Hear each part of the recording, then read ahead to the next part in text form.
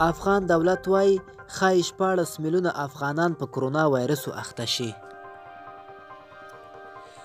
د روغتیا وزیر ډاکټر فیروز الدین اندېښنه ښودلې ده چې که د افغانستان خلک د کرونا وایرسو څخه احتیاطي تدابیر په پام کې ونه نیسي نو ښایي 14 میلیونه افغانان په دې وایرسو اخته شي.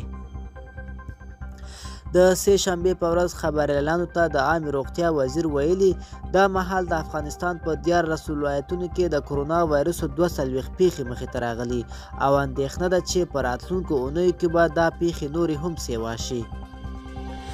د امریکا غږ آشنا د راپور له مخې ښاغلي فیروز الدین د روغتیا د نړیوال سازمان له خولې ویلي چې د افغانستان 80% وګړي په کرونا وایرسو اخته کېدای شي چې دا شمېر 14 میلیونو ته رسیږي.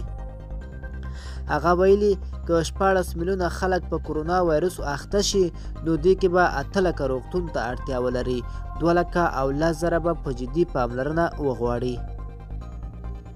هغه د ایران سره په پوله پروت هرات ولایت کې د ګرز بندیز اشاره هم ورکړې. دا ویلي دي چې په پام کې ده چې په دغه ولایت کې ګرز بندیز هم بند شي.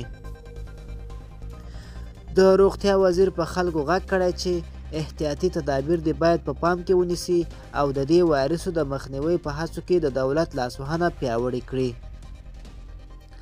د رامخته شوي شمېر له مخې دا مهال په ګرده نړۍ کې تر 3 لکو زیات کسان په کرونا وایرسو اخته شوي او تر 14,500 زیات کسان یې مړه کړي دي. دا زموږ راپور. د لا ښکلو ویډیوګانو لپاره زموږ چینل سبسکرایب کړئ.